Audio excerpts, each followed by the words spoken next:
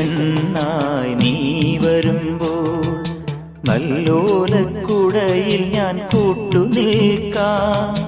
വേലി പെണ്ണായി നീ വരുമ്പോൾ നല്ലോലക്കുടയിൽ ഞാൻ കൂട്ടുനിൽക്കാം.